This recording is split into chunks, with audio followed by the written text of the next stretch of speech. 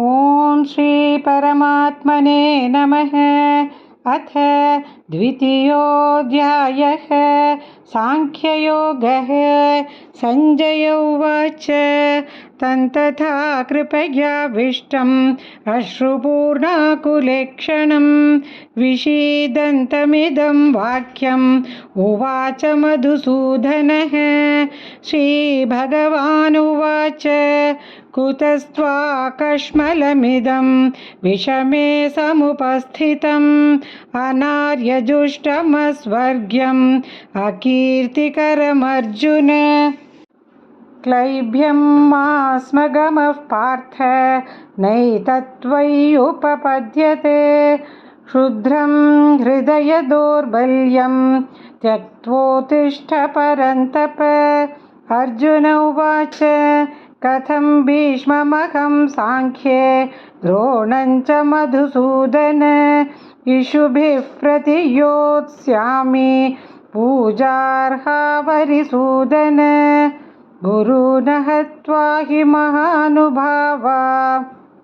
श्रेयो भोक्तुं भैक्ष्यमपीह लोके हत्वार्थकामास्तु गुरूनिहैव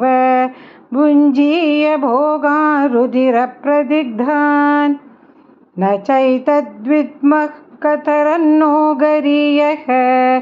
यद्वा जयेम यदि वा नो जयेयुः यानेव हत्वा न जिजीविषामः तेव स्थिताः प्रमुखे धातराष्ट्राः। कार्पण्यदोषोपहतस्वभावः पृच्छामि त्वां धर्मसम्मूढचेताः यच्छ्रेयस्यान्निश्चितं ब्रूहि तन्मे शिष्यस्तेऽहं शाधि मां त्वां प्रपन्नं न हि प्रपश्यामि ममापनुद्यात् उच्छोकमुच्छोषणमिन्द्रियाणाम् अवाप्य वसपद्ममुरुद्धं राज्यं सुराणामपि साक्षाधिपत्यम्। संजय उवाच एवमुक्त्वा ऋषिकेशं गुडाकेशः परन्तप न योत्स्य इति गोविन्दम् उक्त्वा तूष्णीं बभूवः। तमुवाच ऋषिकेशः प्रहसन्निव भारत सेनयोरुभयोर्मध्ये विषीदन्तमिदौ वचः। श्रीभगवानुवाच अशोच्यान्वशोत्सत्वं प्रज्ञावादांश्च भाषसे गतासु न गताशूंश्च नानुशोचन्ति पाण्डिताः। न त्वेवाहं जातु नासं न त्वं नेमे जनाधिपाः न चैव न भविष्यामि सर्वे वयमतः परं देहिनोऽस्मिन् यथा देहे कौमारै यौवनञ्जरा तथा देहान्तरप्राप्तिः धीरस्तत्र न मुह्यति। मात्रा स्पर्शश्चास्तु कौन्तेय शीतोष्णसुखदुःखदाः आगमापायिनो नित्यां तां स्थितिक्षस्व भारत। यं हि न व्यथयत्येते पुरुषं पुरुषर्षभ समदुःखसुखं धीरं सोऽमृतत्वाय कल्पते। नासतो विद्यते भावः नाभावो विद्यते सतः उभयोरपि दृष्टोऽन्तः त्वनयोस्तत्त्वदर्शिभिः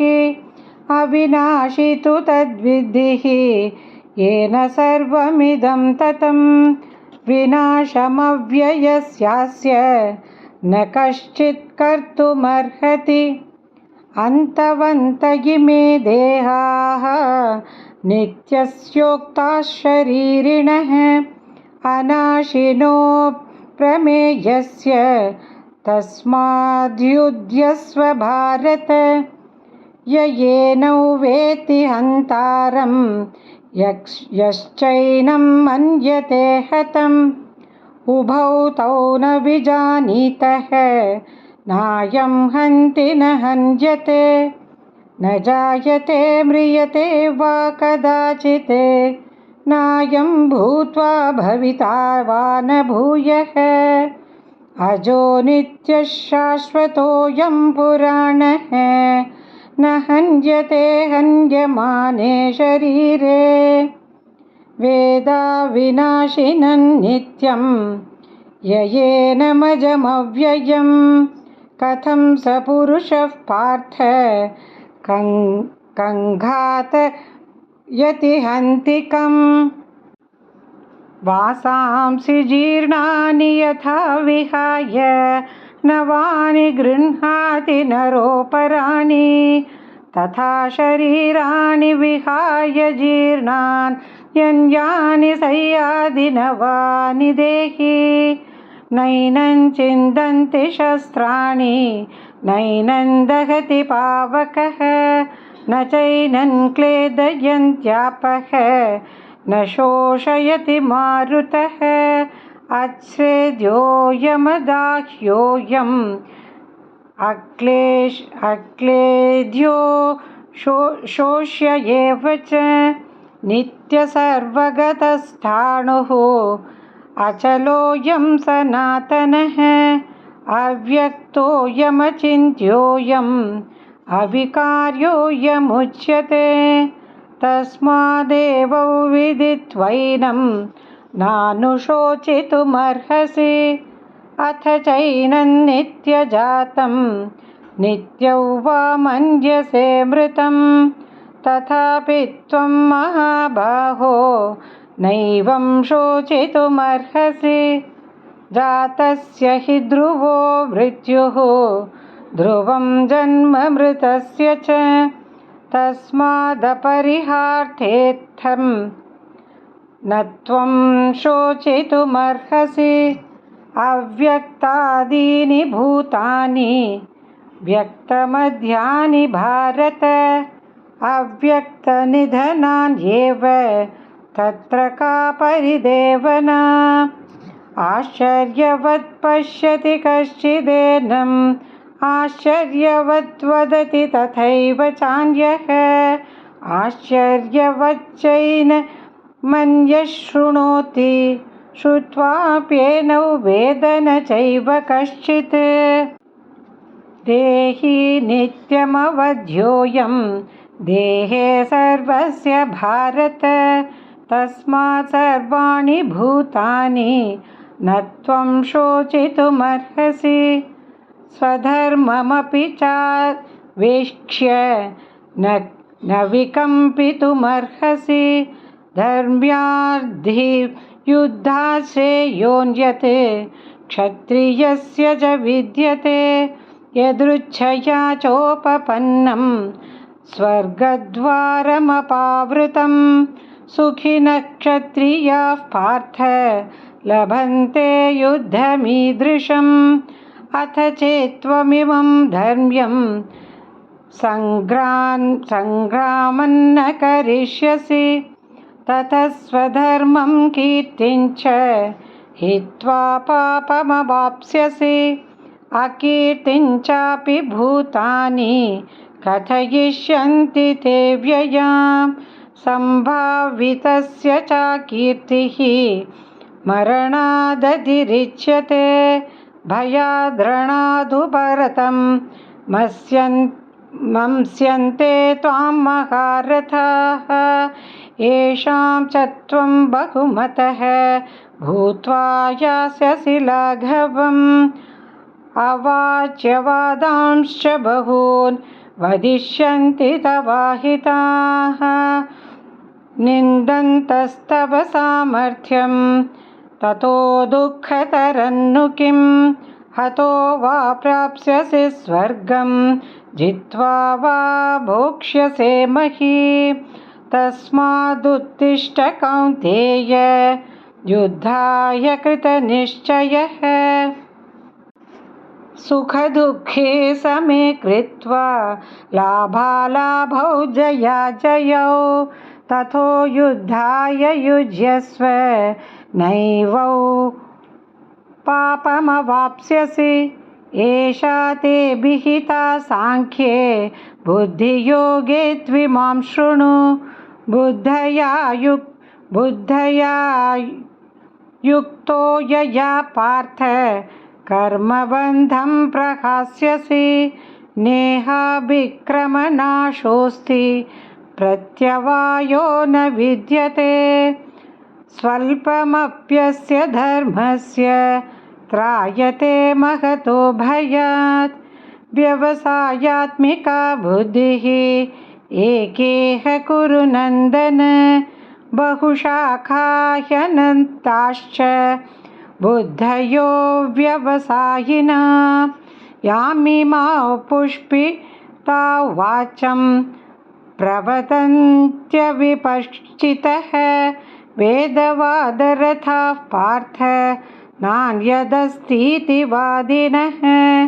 कामात्मानः स्वर्गपराः जन्मकर्मफलप्रदां क्रियाविशेषबहुलां भोगैश्वर्यगतिं प्रति भोगैश्वर्यप्रसक्तानां तयापहृतचेतसां व्यवसायात्मिका बुद्धिः समाधौ न विधीयते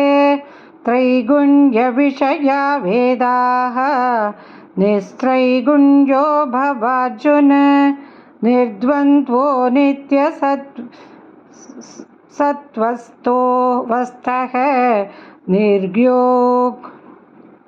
निर्योगक्षेम आत्मवान् यावानर्थ उदपाने सर्वतः सप्लुतोदके तावान् सर्वेषु वेदेषु ब्राह्मणस्य विजानतः कर्मण्येवाधिकारस्ते मा फलेषु कदाचन मा कर्मफलहेतुर्भूः मा ते सङ्कोऽस्वकर्मणि योगस्थ कुरु कर्माणि सङ्गं त्यक्त्वा धनञ्जय सिद्धसिद्ध्यो समो भूत्वा समस्वयोगमुच्यते दूरेण ह्यवरं कर्म बुद्धियोगात् धनञ्जय बुद्धौ शरणमन्विच्छ कृपणाः फलहेतवः बुद्धियुक्तो जहातीह उभे सुकृतदुष्कृते तस्माद्योगाय युज्यस्व योगः कर्मसु कौशलं कर्मजं बुद्धियुक्ता हि फलं त्यक्त्वा मनीषिणः जन्मबन्धविनिर्मुक्ताः पदं गच्छन्त्यनामयम् यदा ते मोहकलिलं बुद्धिर्व्यथितरिष्यति तदा गन्तासि निर्वेदं श्रोतव्यस्य श्रुतस्य च श्रुतिविप्रतिपन्ना ते यदा स्थास्यति निश्चला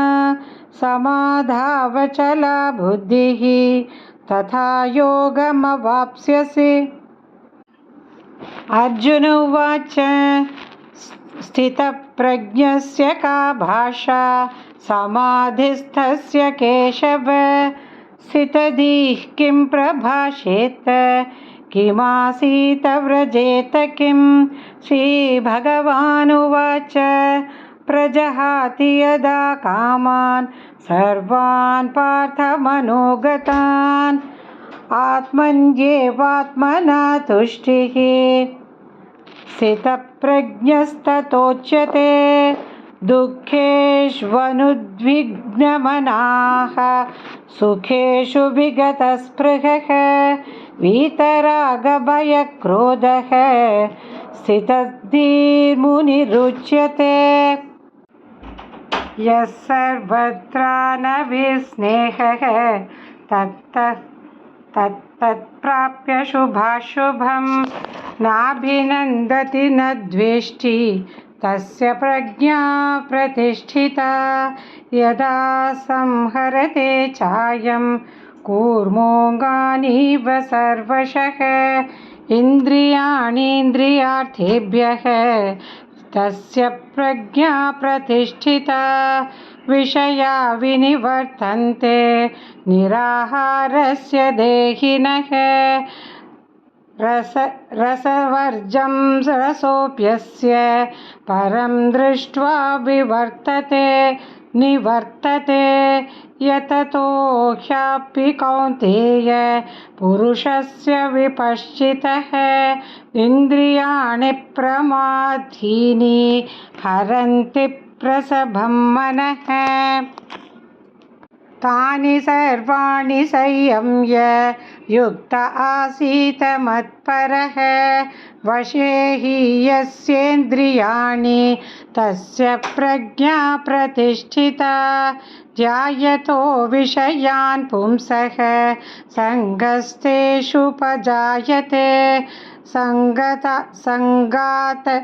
सङ्गासञ्जायते कामः कामात् क्रोधोऽभिजायते क्रोधा भवति सम्मोहः सम्मोहात् स्मृतिविभ्रमः स्मृतिं भ्रंशात् बुद्धिनाशः बुद्धिनाशात् प्रणश्यति रागद्वेषवियुक्तैस्तु विषयानीन्द्रियैश्चरन् आत्मवश्यैर्विधेयात्मा प्रसादमधिगच्छति प्रसादे सर्वदुःखानां हानिरस्योपजायते प्रसन्नचेतसो ह्याशु बुद्धिः तिष्ठते नास्ति बुद्धिरयुक्तस्य न चायुक्तस्य भावना न चाभावयतः शान्तिः अशान्तस्य कुतः सुखम् इन्द्रियाणां हि चरतां यन्मनोनुविधीयते यदस्य हरते प्रज्ञां वाम्भसि तस्माद्यस्य महाबाहो निगृहीतानि सर्वशः इन्द्रियाणीन्द्रियार्थेभ्यः तस्य प्रज्ञा प्रतिष्ठिता या निशा सर्वभूतानां तस्यां जागर्ति संयमी यस्यां जागर्ति भूतानि सा निशा पश्यतो मुनेः आपूर्यमाणमचलप्रतिष्ठं समुद्रमापः प्रविशान्ति यद्वते तद्वत्कामायः प्रविशन्ति सर्वे स शान्तिमाप्नोति न कामकामी विहाय कामान् यः सर्वान् पुमांश्चरति निःस्पृहः निर्ममो निरहङ्कारः स शान्तिमधिगच्छति एषा ब्राह्मी स्थितिः पार्थ नैनां प्राप्य विमुह्यति स्थित्वा स्यामन्तकालेऽपि ब्रह्म निर्वाणमृच्छति ॐ तत्सदिति श्रीमद्भगवद्गीतासु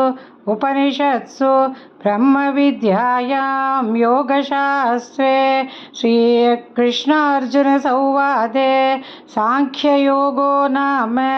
द्वितीयोऽध्यायः सर्वधर्मान् परित्यज्य मामेकं शरणं व्रज अहं त्वा सर्वपापेभ्यः मोक्षयिष्यामि मा शुचः।